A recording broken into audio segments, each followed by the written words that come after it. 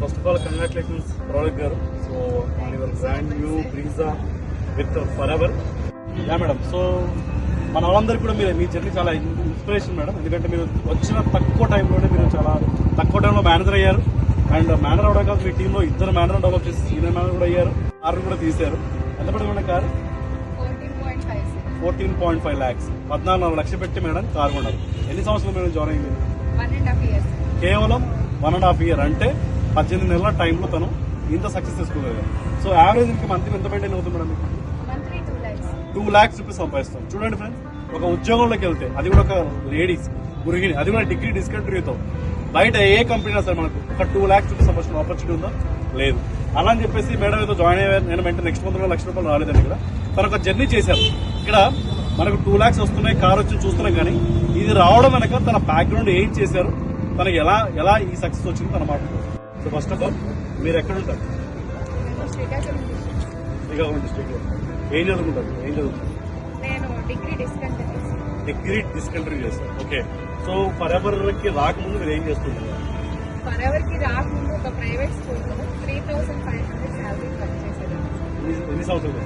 3 years complete చేశాను. 3 years పాటు మీరు 3,000 రూపీస్ శాలరీకి వర్క్ చేస్తారు. Okay sir. So for ever opportunity మీకు ఎలా పరిచయం? యాక్చువల్లీ 3 years కంప్లీట్ చేసిన తర్వాత నాకు ప్రెగ్నెన్సీ కన్సీవ్ అయిన తర్వాత ఖాళీగా ఉన్నాను, ఏదో ఒక వర్క్ చేయాలి, ఏదో ఒక వర్క్ చేస్తే కానీ నాకు 3,000 అయినా రాదు అని చెప్పి సెట్ చేసుకున్న టైంలో సో మా బ్రదర్ ద్వారా నాకు ఈ ఆపర్చునిటీ వచ్చింది. సో వన్స్ ఆపర్చునిటీలో కంప్లీట్ గా ట్రైనింగ్స్ అన్ని విన్నాను సార్. ట్రైనింగ్స్ అన్ని విన్న తర్వాత చేస్తే పరవర్ చేయాలి, లేదంటే ఇంకే వర్క్ చేయకూడదు అనేది. చాలా మంది అంటుంటారు కదా, అంటే ఆన్లైన్ లో చాలా రకాల ఆపర్చునిటీస్ వస్తుంటాయి, అది ఫేక్ రియల్ అని చాలా మంది నమ్మడానికి కూడా వీలుగా లేని పరిస్థితి. సో మీరు విన్నప్పుడు మీరు నమ్మారా? నమ్మడానికి మీకు ఏం రీజన్ దొరికింది? యాక్చువల్లీ సార్ నేను ఫస్ట్ 2 meetings వినగానే మా వాళ్ళకి ఫ్యామిలీ మెంబర్స్ చెప్తే వాళ్ళందరూ ఏమన్నారంటే చాలా చూసాం, ఇటువంటివి చాలా ఫేక్ ఉంటాయి, సో ఎందుకు అవన్నీ ఎన్నెన్నో చూసినాం, ఎందుకు దాంట్లోకి రిస్క్ చేస్తావు అని అన్నారనమాట. రిస్క్ ఏం కాదు, ఫస్ట్ మీటింగ్స్ వింటాను అని చెప్పాను. మీటింగ్స్ అన్ని కంప్లీట్ చేసిన తర్వాత అసలు నేను డెఫినెట్ గా చేస్తాను, మీరెవరు ఎన్ని చెప్పినా కూడా నేను పట్టించుకోను అనుకున్నా. ఎందుకు అని అంటే వాళ్ళెవ్వరూ కూడా మనకి 1 rupee కూడా హెల్ప్ చేయరు. సో నెక్స్ట్ కమింగ్ డేస్ లో మనకి ఏదైనా ప్రాబ్లం వచ్చింది అంటే జస్ట్ సజెషన్ ఇస్తారు తప్ప మనకి 1 rupee కూడా వాళ్ళు యూజ్ అవ్వరు. సో నేను అది ఆలోచించుకొని డెసిషన్ నేనే తీసుకోవాలి అని చెప్పి నేనే డెసిషన్ తీసుకున్నాను. ఫస్ట్ స్టెప్ మీరు ఎలా కంప్లీట్ చేశారు? అంటే ఫస్ట్ స్టెప్ చాలా మంది ఏంటంటే 2cc చేయాలి, లేదా కస్టమర్ బిజినెస్ కంప్లీట్ చేయాలి, 1% వరకు కంప్లీట్ చేశారు. ఇంకా చాలా మంది చేద్దామా వద్దా, అది చేయొచ్చా లేదా, స్టెప్ తీసుకోవచ్చా లేదా అనుకుంటారు. సో అలాంటి కొత్త పీపుల్ అందరూ కూడా మీ సైడ్ నుంచి మీరు చెప్పిన సజెషన్.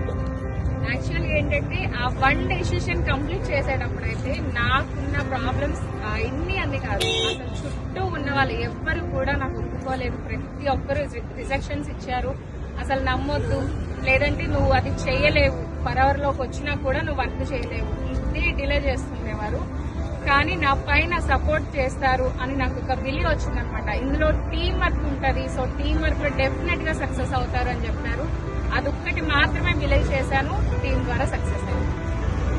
Excellent madam. సో చాలా మందికి అంటే మేబీ ఏంటంటే ఇక్కడ ఎవరు చేయరు, వాళ్ళు చేయొచ్చు, వీళ్ళు చేయలేరు, వీళ్ళు చేయగలరు, వాళ్ళు చేయలేరు, క్వాలిఫికేషన్స్ కావాలి, రకరకాల రీజన్స్ చెప్పుకుంటారు. బట్ ఇక్కడ క్వాలిఫికేషన్తో కానీ, మీ యొక్క సర్టిఫికేట్స్తో కానీ, లేదా మీ యొక్క బ్యాక్గ్రౌండ్తో కానీ సంబంధం లేకుండా ఇక్కడ ఫర్ ఎవర్ ఆపర్చునిటీ అందరికీ సూట్ అవుతుంది. కాకపోతే ఏంటంటే ఇందాక మేడం చెప్పినట్టు ఫస్ట్ ఏంటంటే నెవర్ గివ్ అప్ యాటిట్యూడ్ చాలా ఇంపార్టెంట్. సెకండ్, మీ యొక్క రీజన్ స్ట్రాంగ్ గా ఉండాలి. ఏదో టైం పాస్ కోసం చేసేలాగా, ఏదో ట్రై చేద్దామని ఇలా కాకుండా స్ట్రాంగ్ రీజన్ తో పనిచేయండి. అండ్ కన్సిస్టెన్సీగా పనిచేయడంతో పాటుగా మీ యొక్క అప్లైనర్ సపోర్ట్ చాలా ఇంపార్టెంట్. టీమ్ లీడర్ సపోర్ట్ ఖచ్చితంగా తీసుకోండి, అండ్ వాళ్ళు మీకు హెల్ప్ చేస్తారు. I wish very all the best. Thank you. Very all the best.